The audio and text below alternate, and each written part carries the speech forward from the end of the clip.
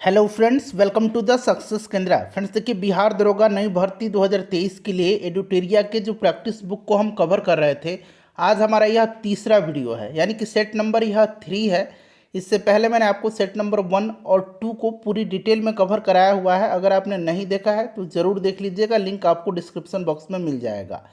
इस सीरीज में हम लोग नए करंट अफेयर्स के साथ इम्पॉर्टेंट प्रश्नों को कवर कर रहे हैं, जो कि बिहार दरोगा और साथ ही साथ बिहार दरोगा मद्य निषेध की जो नई वैकेंसी 2023 में आई हुई है, उसके लिए भी काफ़ी इम्पॉर्टेंट है। फ्रेंड्स, वीडियो को पूरा देखिएगा और लास्ट में अपना अपना स्कोर ज़रूर कमेंट करके बताइएगा। चैनल पर अगर आप पहली बार विजिट कर रहे हैं तो चैनल को सब्सक्राइब कर लीजिए और बेल आइकन को ज़रूर दबा लीजिएगा, ताकि जब भी बिहार दरोगा नई भर्ती 2023 से संबंधित कोई भी इम्पोर्टेंट वीडियो अपलोड किया जाए तो उसका नोटिफिकेशन सबसे पहले आपके पास पहुंच जाए। तो चलिए फ्रेंड्स, बिना देरी किए हुए सेशन आज के स्टार्ट करते हैं। पहले प्लीज़ वीडियो को लाइक कर दीजिए और जब सेशन समाप्त होगा तो वीडियो को शेयर भी ज़रूर कर दीजिएगा। फ्रेंड्स, आज के सेशन का पहला प्रश्न पढ़ेंगे। पहला प्रश्न है कि बिक्री कर के स्थान पर मूल्य वृद्धि कर यानी कि वैट को भारत में कब लागू किया गया। देखिए फ्रेंड्स, अगर आपको आंसर पहले से पता है तो आप आंसर कमेंट बॉक्स में देकर के बताते चलेंगे। साथ ही साथ जब सेशन यह समाप्त होगा तो अपना स्कोर ज़रूर आप लोग कमेंट करके बताइएगा। देखिए, ध्यान दीजिएगा फ्रेंड्स, वैट का फुल फॉर्म क्या होता है। तो इसका फुल फॉर्म होता है वैल्यू एडेड टैक्स। यहाँ मैं लिख देता हूँ, वैल्यू एडेड टैक्स इसका फुल फॉर्म होता है। वैट जो है यह एक अप्रत्यक्ष कर है। ठीक है, किस प्रकार का यह कर है? तो अप्रत्यक्ष कर है। भारत में वैट जो है 1 अप्रैल 2005 को लागू किया गया और सबसे पहले वैट लागू करने वाला जो राज्य था ये हरियाणा था। तो ध्यान रखेंगे 2005 इसका करेक्ट आंसर हो जाएगा। अच्छा, जीएसटी के बारे में थोड़ा सा जान लीजिए। जीएसटी का फुल फॉर्म क्या होता है? इसका full form goods and services tax होता है। यह भी एक प्रकार का अप्रत्यक्ष कर है और इसकी शुरुआत भारत में 1 जुलाई 2017 से हुई थी। तो इन सभी पॉइंट्स को आप ध्यान रखिएगा। चलिए नेक्स्ट क्वेश्चन कर लेंगे कि मनरेगा योजना के अंतर्गत काम की अर्जी मिलने पर कितने दिनों के भीतर काम देना अनिवार्य है। देखिए, मनरेगा की बात आई है। पहले इसका नाम क्या था? नरेगा था। ठीक है, नरेगा यानी कि राष्ट्रीय ग्रामीण रोजगार गारंटी अधिनियम। इसका नाम बदल करके मनरेगा किया गया 2 अक्टूबर 2009 को। ठीक है, मनरेगा महात्मा गांधी राष्ट्रीय ग्रामीण रोजगार गारंटी अधिनियम। क्लियर है?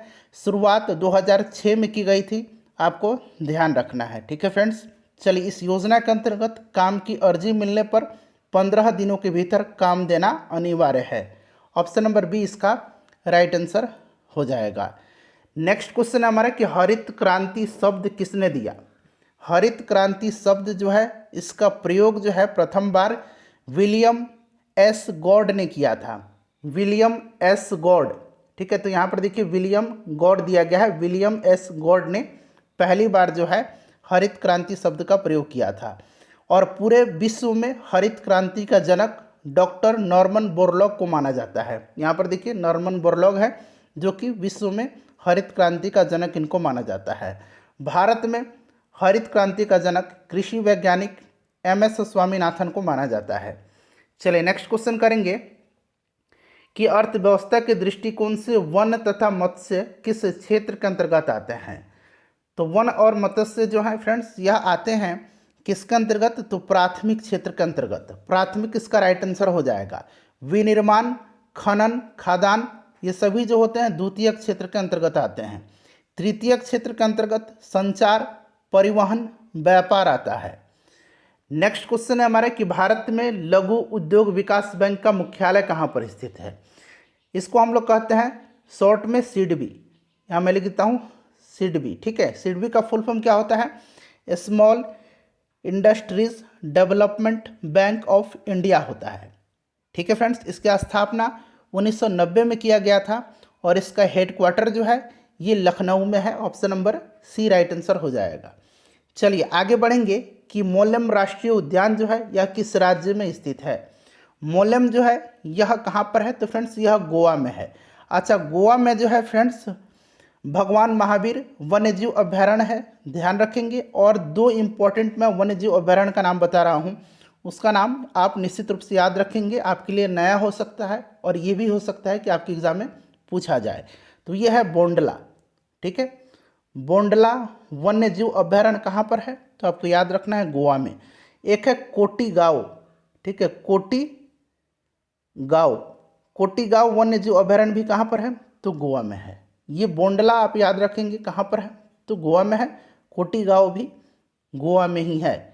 चलिए नेक्स्ट क्वेश्चन कर लेंगे कि निम्न में से कौन पारितंत्र का अजैविक घटक है। एक जैविक घटक होता है और इसमें अजैविक पूछा गया है। तो जैविक घटक में कौन कौन से आते हैं, जितने भी मनुष्य हैं, जीवाणु हैं, ठीक है, ये सभी जैविक घटक में आते हैं।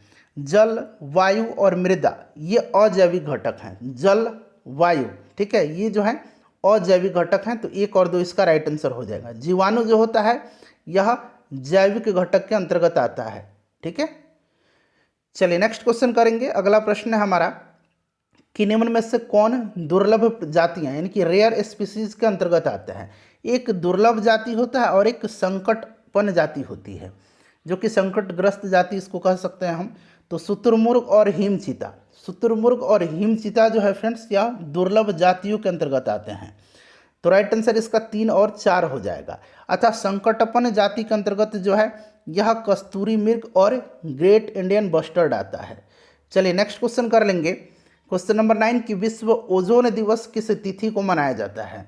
विश्व ओजोन दिवस जो है यह प्रत्येक वर्ष 16 सितंबर के दिन मनाया जाता है, ठीक है। और 2022 में इसका थीम क्या था, तो global cooperation protecting life on earth. एक बार मैं और रिपीट कर दूं, global cooperation protecting life on earth, ये था 2022 ओजोन दिवस का थीम।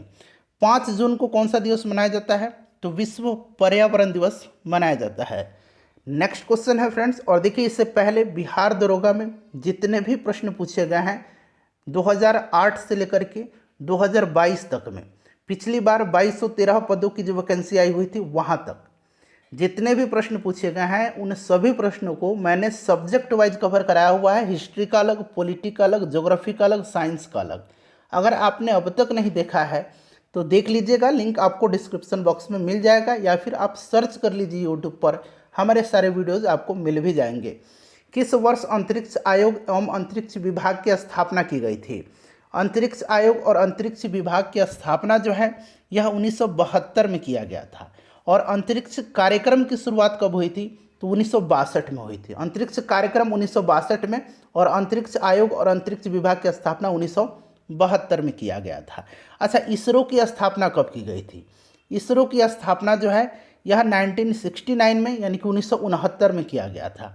अच्छा, वर्तमान में इसरो के जो चेयरपर्सन हैं कौन है, तो एस सोमनाथ हैं और इसरो का हेडक्वार्टर बेंगलुरु में है। नेक्स्ट क्वेश्चन है कि डीएनए में पाई जाने वाली शर्करा है।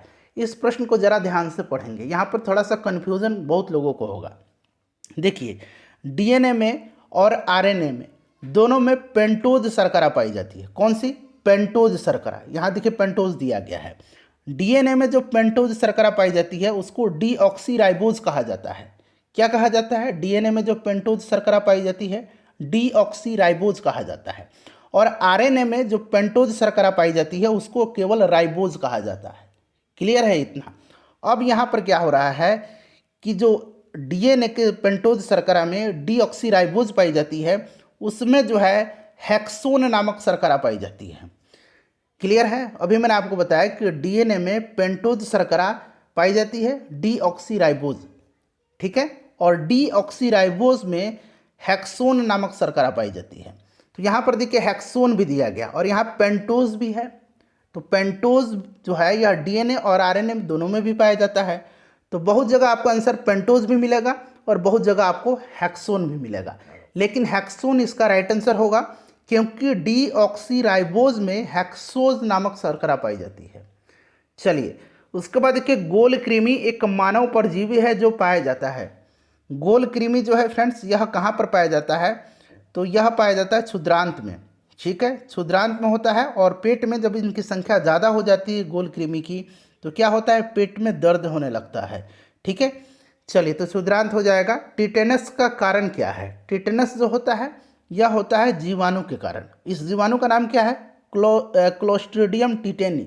यहाँ पर देखिए क्लोस्ट्रीडियम टिटेनी इस जीवाणु का नाम होता है और इस रोग के उपचार के लिए डीपीटी का टीका लगाया जाता है। नेक्स्ट क्वेश्चन है हमारा कि कौन सा विटामिन हमारे शरीर में सबसे अधिक तीव्रता से बनता है। इस विटामिन का नाम जो है विटामिन डी है। विटामिन डी का रासायनिक नाम कैल्सीफेरॉल होता है और इसका निर्माण हमारे शरीर में सूर्य के प्रकाश की उपस्थिति में पराबैंगनी किरणों के द्वारा त्वचा के कोलेस्ट्रॉल के द्वारा होता है। चलिए उसके बाद नेक्स्ट क्वेश्चन है कि बिना बीज के फलों को विकसित करने की विधि कौन सी है। तो फ्रेंड्स यह जो विधि है इसको कहा जाता है टिश्यू कल्चर। टिश्यू कल्चर होगा, बिना बीज के फलों को विकसित किया जा सकता है। उसके बाद देखिएगा कि प्रकाश संश्लेषण के समय मुक्त होने वाली ऑक्सीजन कहाँ से आती है। प्रकाश संश्लेषण के समय जो है मुक्त होने वाली ऑक्सीजन कहाँ से आती है, तो फ्रेंड्स यह जल से आती है। प्रकाश संश्लेषण वह प्रक्रिया है जिसमें पौधे स्वयं में उपस्थित क्लोरोफिल एवं सूर्य के प्रकाश की सहायता से अपने भोजन का निर्माण करते हैं तथा ऑक्सीजन वातावरण में मुक्त करते हैं। क्लियर है।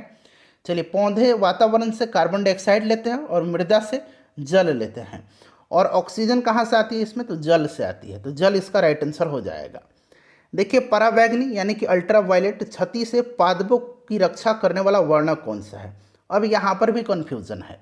देखिए ये जो है दो वर्णक हैं, एक तो पर्णपाती है, यहाँ पर्णपित लिखा गया, जेंथोफिल यहाँ देखिए अंग्रेजी में लिखा गया, और एक कैरोटीनॉइड है। ये दोनों जो होते हैं पादपों की अल्ट्रावायलेट रेज से रक्षा करने में सहायक होते हैं। तो बी भी आंसर होगा इसका और डी भी इसका आंसर होगा। ठीक है। चलिए कीटभक्षी पादप ऐसी मिट्टी में उगते हैं जिसमें किसकी कमी होती है। अच्छा कीटभक्षी पादप के उदाहरण एक तो घटपर्णी हो गया, यहाँ मैं लिख देता हूँ, एक तो घटपर्णी हो गया, दूसरा मैं बता देता हूँ, नाम याद रखेंगे, ड्रोसेरा और तीसरा एड्रोवेंडा। ये कीटभक्षी पादप हैं और ये ऐसे मिट्टी में उगते हैं जहाँ पोषक तत्व विशेष करके नाइट्रोजन की कमी होती है। नाइट्रोजन राइट आंसर हो जाएगा। नेक्स्ट क्वेश्चन देखिए 19 नंबर प्रश्न है कि कवक यानी कि फंगस द्वारा फैलने वाली बीमारी कौन सी है।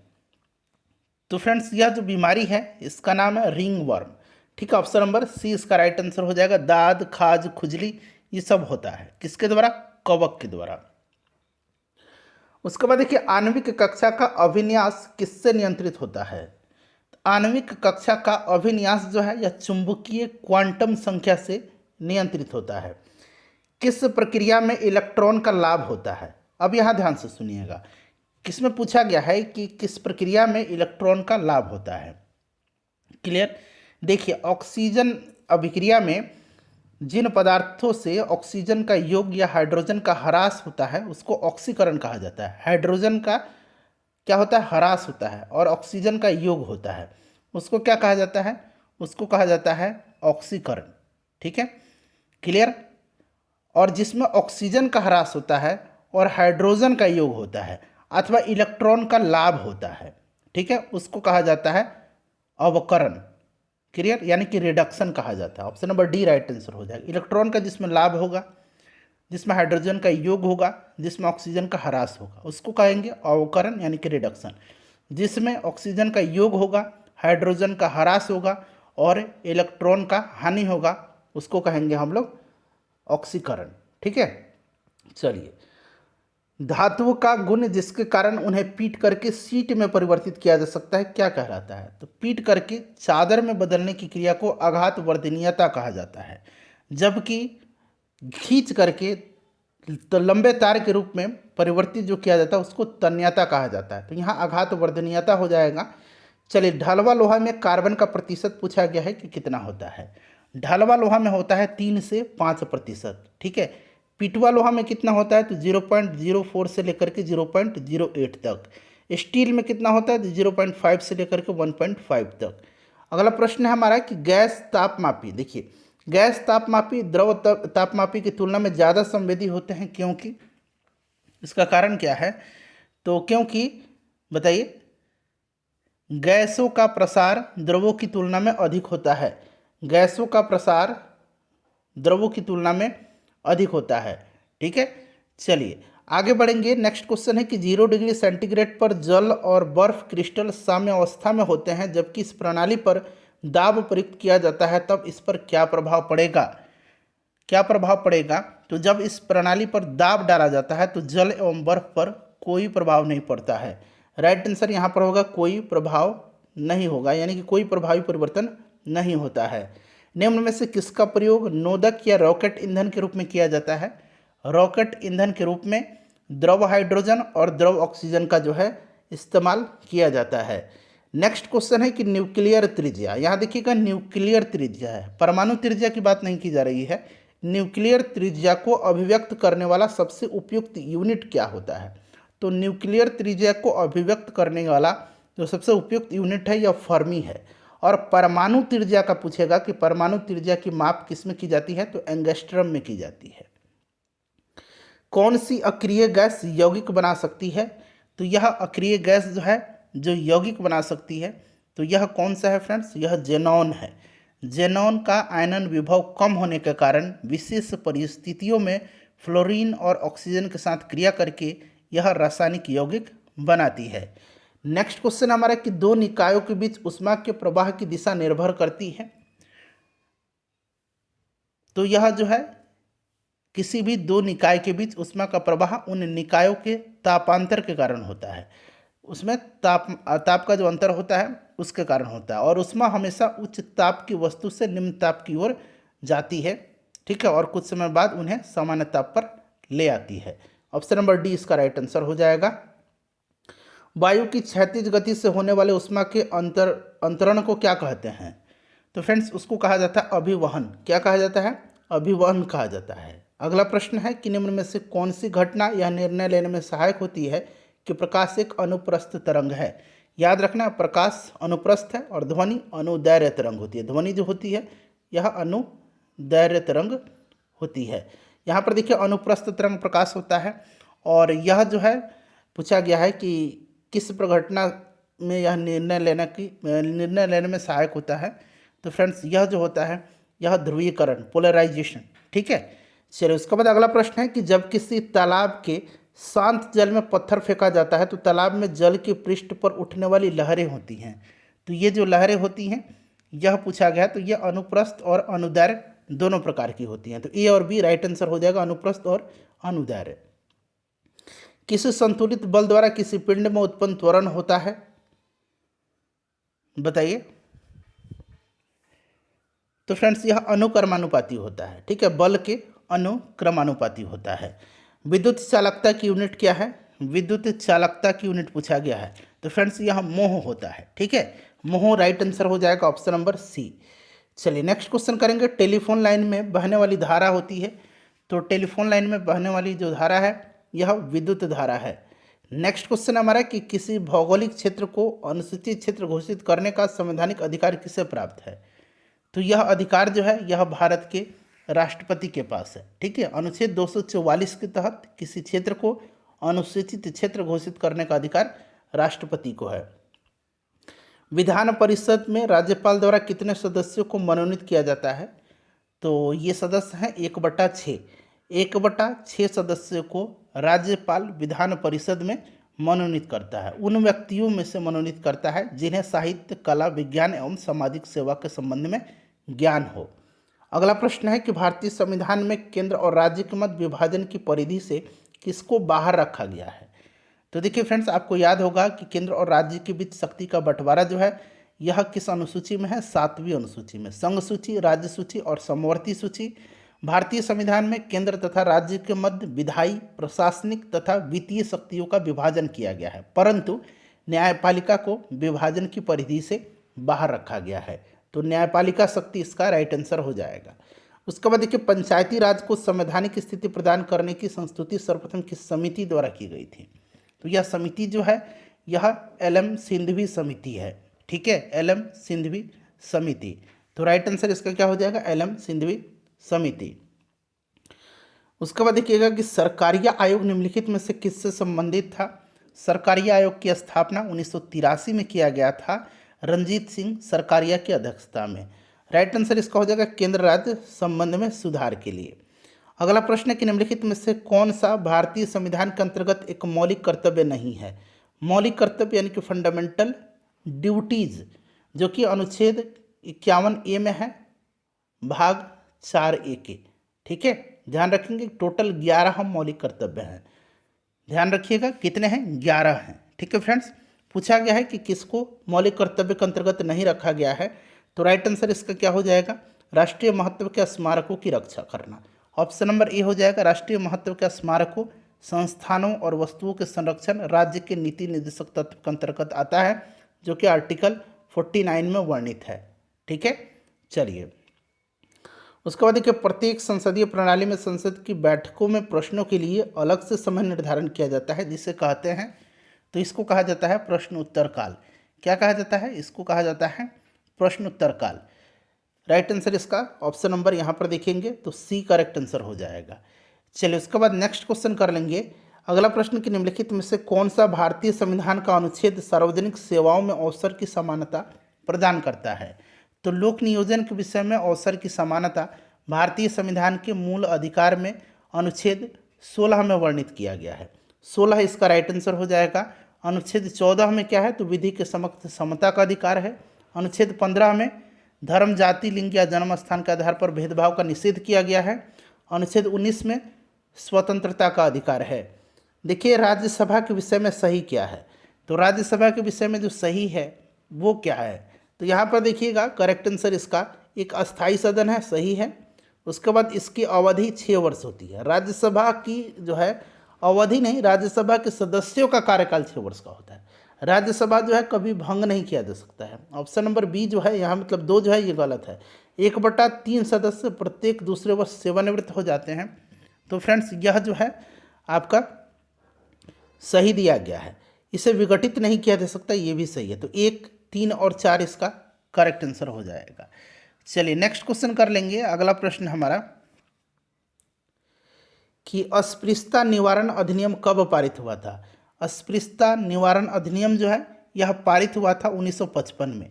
ठीक है, 1955 में, और 1976 में 1976 में इसका संशोधन करके इसका नाम सिविल अधिकार संरक्षण अधिनियम कर दिया गया। नेक्स्ट क्वेश्चन है कि किस संसदीय समिति का नाम आकलन समिति या स्थायी मितव्ययता समिति, ठीक है, कंटिन्यूअस इकोनॉमिक कमिटीज भी है। तो इस कमेटी का जो नाम है वो आपका है प्राकलन समिति। ठीक है, प्राकलन समिति, ध्यान रखेंगे इस समिति में जो है 30 सदस्य होते हैं और ये सारे सदस्य केवल और केवल लोकसभा से होते हैं। इनका कार्यकाल जो है 1 वर्ष का होता है। चलिए नेक्स्ट क्वेश्चन कर लेंगे कि पर्वतीय स्लोप यानी कि हिल्स स्लोप पर मृदा अपरदन को किस प्रकार नियंत्रित किया जाता है। तो फ्रेंड्स यह किया जाता है समोच्च रेखीय जुताई के द्वारा, यानी कि कंटूर प्लॉगिंग के द्वारा। ठीक है, चलिए राइट आंसर इसका ऑप्शन नंबर डी हो जाएगा। और सोपान कृषि के द्वारा भी ऐसा किया जा सकता है, परंतु समोच्च रेखीय विधि सर्वाधिक उपयुक्त है इसमें से, समोच्च रेखीय जुताई विधि। चलिए उसके बाद नेक्स्ट क्वेश्चन है कि निम्नलिखित में से किस वैज्ञानिक ने यह बताया कि सूर्य के चारों ओर प्रत्येक नक्षत्र का मार्ग दीर्घवृत्ताकार है। तो यह बताया था केपलर ने। ठीक है, केपलर ने यह सिद्ध किया था कि सूर्य के चारों ओर प्रत्येक नक्षत्र का मार्ग दीर्घाकार है, मतलब दीर्घवृत्ताकार है। ठीक है, और कोपरनिकस के द्वारा जो है सूर्य केंद्रीय सिद्धांत दिया गया, जिसमें बताया गया था कि सूर्य ब्रह्मांड के केंद्र में स्थित है और ग्रह इसकी परिक्रमा करते हैं। तो इसका राइट आंसर केपलर हो जाएगा। नेक्स्ट क्वेश्चन है कि हम सदैव चंद्रमा के एक ही पृष्ठ को देखते हैं, क्योंकि तो यह पृथ्वी के चक्कर लगाने और अपनी धुरी पर घूमने में एक समान समय लेता है। ऑप्शन नंबर इसका बी राइट आंसर हो जाएगा। यही कारण है कि हम चंद्रमा का सदैव एक ही भाग देख पाते हैं। देखिए भूमध्य रेखा निम्नलिखित में से किस देश से होकर के नहीं गुजरती है। तो इसमें से अगर हम बात करें तो यह मैक्सिको से नहीं गुजरती है, कीनिया, इंडोनेशिया, ब्राज़ील इन सब से होकर के गुजरती है। और ध्यान रखेंगे मालदीव से भी होकर के भूमध्य रेखा गुजरती है। अगला प्रश्न है कि कंटूर वे काल्पनिक रेखाएं हैं जो दर्शाती हैं, तो कंटूर लाइंस जो हैं यह दर्शाती हैं बराबर ऊंचाई वाले स्थानों को, 2 समान ऊंचाई वाले स्थानों को मिलाने वाली काल्पनिक रेखा को समोच्च रेखा यानी कि कंटूर लाइंस कहा जाता है। तो ऑप्शन नंबर यहाँ पर डी, ऑप्शन नंबर इसका सी राइट आंसर हो जाएगा, बराबर ऊंचाई वाले। चलिए उसके बाद देखिएगा कि निम्नलिखित में से कौन अनवीकरणीय ऊर्जा नॉन रिन्यूएबल एनर्जी का स्रोत है। अनवीकरणीय ऊर्जा का स्रोत जो है इसमें से कौन सा है, तो कोयला है, प्राकृतिक गैस है, परमाणु ऊर्जा है, सभी है। अच्छा, नवीकरणीय ऊर्जा के स्रोत, नवीकरणीय ऊर्जा के स्रोत यानी कि रिन्यूएबल एनर्जी रिसोर्स जो है ये कौन है, सौर ऊर्जा, पवन ऊर्जा, जल ऊर्जा है। चलिए उसके बाद देखिए मिलान करना है। देखिए एक तरफ जो है ये क्षेत्र दिए गए हैं और ये किस लिए प्रसिद्ध हैं दिया गया है। गुरु महिसानी जो है ये कहाँ पर है, तो उड़ीसा के मयूरभंज जिले में है और मयूरभंज लौ एस्क हो जाएगा। ठीक है, तलचर जो है यानी कि तालचेर जिसको बोलते हैं यह भी उड़ीसा में ही है, यह कोयला के लिए फेमस है। जादूगोड़ा यह झारखंड में है, यूरेनियम के लिए फेमस है। और जावर जो है यह राजस्थान में है और यह सीसा और जिंक के लिए फेमस है। ठीक है, तो इसको आप लोग अब मिला लीजिएगा। चलिए उसके बाद नेक्स्ट क्वेश्चन है कि अंडमान निकोबार द्वीप में गद्दीदार चोटी सैंडल पीक कहाँ स्थित है। तो सैंडल पीक जो है यह अंडमान निकोबार द्वीप समूह में है, इतना तो आपको याद है। और यह अंडमान निकोबार द्वीप समूह के उत्तरी अंडमान में स्थित है। ठीक है, सैंडल पीक उत्तरी अंडमान में। इंदिरा गांधी नहर को किन नदियों से पानी मिलता है। इंदिरा गांधी नहर जो है भारत की सबसे बड़ी सिंचाई नहर है और यह पंजाब के ब्यास और सतलज नदी के संगम पर बने हरिके बैराज से निकाली गई है। तो यह सतलज और ब्यास जो है इसके संगम पर बने हरिके बैराज से निकाली गई है और इससे लाभान्वित राज्य जो है ये राजस्थान, पंजाब, हरियाणा, ठीक है, ये सभी हैं। उसके बाद देखिएगा कि भारत की जनगणना 2011 के अनुसार सर्वाधिक जनसंख्या वृद्धि वाला राज्य कौन सा है। तो सर्वाधिक जनसंख्या वृद्धि हुआ था मेघालय में और न्यूनतम दशकीय वृद्धि वाला राज्य नागालैंड है, यहाँ माइनस में जो है वृद्धि दर रही थी। प्रसिद्ध दर्शन द्वैत व द्वैतवाद का प्रतिपादन किसने किया था। तो द्वैत व द्वैतवाद का प्रतिपादन निम्बकाचार्य ने किया है। ठीक है, अद्वैतवाद का शंकराचार्य ने किया है, अद्वैतवाद का जो है ये शंकराचार्य ने किया है। ठीक है, द्वैतवाद का किसने किया है, तो द्वैतवाद का माधवाचार्य ने किया है। ठीक है, चलिए आगे बढ़ेंगे कि वह शासक, पहला शासक कौन था जिसने भूमि को नाप करके लगान वसूल करना आरंभ किया था। तो यह शासक था अलाउद्दीन खिलजी। ठीक है, अलाउद्दीन खिलजी था। इसके समय में लगान पैदावार का 1/2 भाग था। राइट आंसर इसका हो जाएगा अलाउद्दीन खिलजी। उसके बाद देखिएगा कि सल्तनत युग का अकबर किसे कहा जाता है। तो यह कहा जाता है फिरोज शाह तुगलक को। ठीक है, फिरोज शाह तुगलक को। Right answer option number D हो जाएगा। विजयनगर साम्राज्य में व्यापारियों के प्रमुख समुदाय को क्या कहा जाता था। तो इनको कहा जाता था सेट्टी। क्या कहा जाता था, इनको सेट्टी कहा जाता था। विजयनगर साम्राज्य की स्थापना हरिहर और बुक्का नामक भाइयों ने 1336 में किया था। ठीक है, चलिए, और राजधानी हम्पी थी विजयनगर साम्राज्य की, जो कि तुंगभद्रा नदी के तट पर थी। दिल्ली दरबार का आयोजन कब किया गया था। तो दिल्ली दरबार का आयोजन जो है राइट आंसर दिसंबर 1911 में लॉर्ड हार्डिंग द्वितीय के समय में किया गया था। ठीक है, दिसंबर 1911 में बंगाल विभाजन को रद्द किया गया और राजधानी को इसमें दिल्ली स्थानांतरित करने की बात कही गई थी। ब्रिटिश सम्राट जॉर्ज पंचम और महारानी विलियम मेरी के भारत आगमन पर स्वागत हेतु इसका आयोजन किया गया था। नेक्स्ट क्वेश्चन है, असहयोग आंदोलन चलाने का प्रस्ताव किस कांग्रेस अधिवेशन में पारित किया गया था। तो 1920 में नागपुर के कांग्रेस अधिवेशन में असहयोग आंदोलन को चलाने का प्रस्ताव पारित किया गया था। 1 अगस्त 1920 को गांधी जी ने असहयोग आंदोलन शुरू किया था। ठीक है फ्रेंड्स, और 12 फरवरी 1922 को कांग्रेस की जो वर्किंग कमेटी हुई थी बारदोली में, 12 फरवरी 1922 को औपचारिक रूप से इसको जो है ख़त्म करने का, आंदोलन को स्थगित करने का इन्होंने ऐलान किया था। तो ये आपका राइट आंसर हो जाएगा नागपुर। उसके बाद देखिएगा कि व्यक्तिगत सत्याग्रह की शुरुआत कब की गई थी। व्यक्तिगत सत्याग्रह की शुरुआत जो है 17 अक्टूबर 1940 को महाराष्ट्र के पवनार आश्रम से महात्मा गांधी जी ने किया था।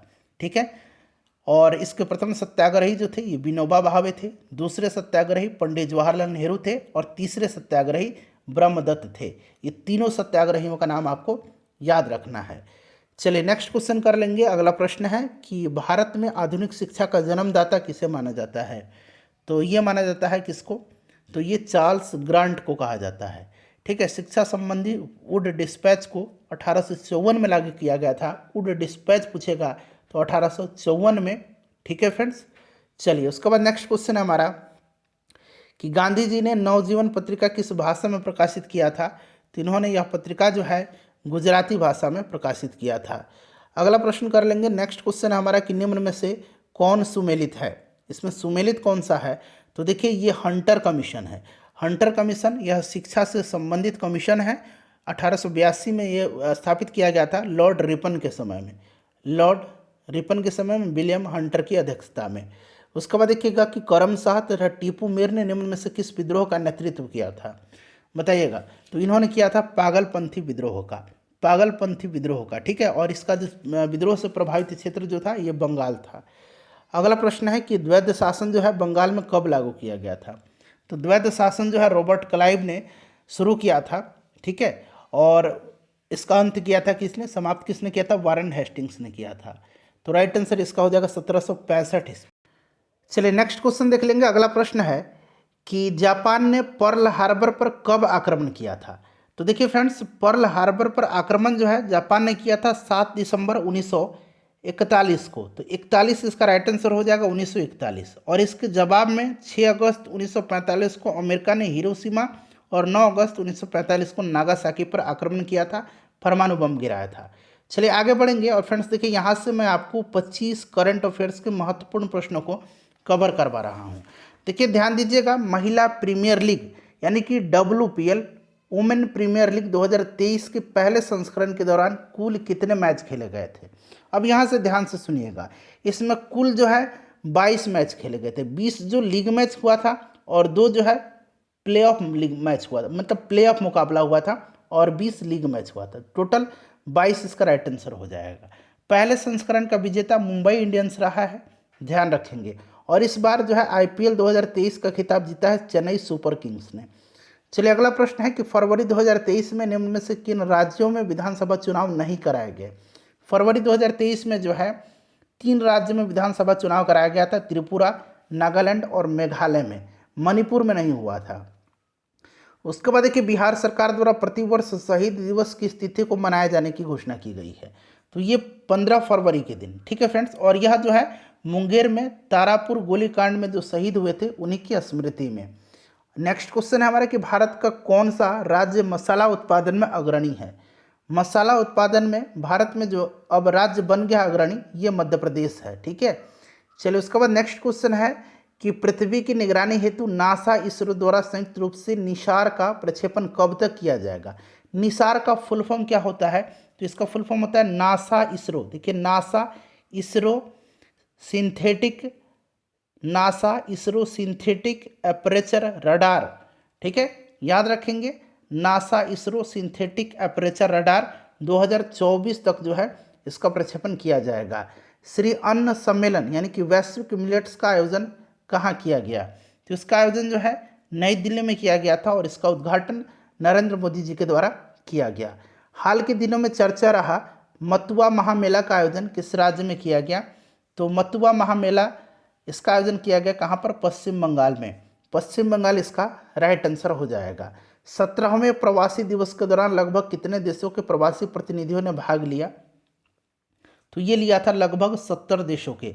70 देश इसका राइट आंसर हो जाएगा। और देखिए फ्रेंड्स 17वां प्रवासी दिवस जो है इसका आयोजन इंदौर में किया गया और इसमें मुख्य अतिथि गुयाना के राष्ट्रपति, कहाँ के, तो गुयाना के राष्ट्रपति, इनका नाम क्या है, इनका नाम है डॉक्टर मोहम्मद इरफान अली, ये मुख्य अतिथि थे, ठीक है।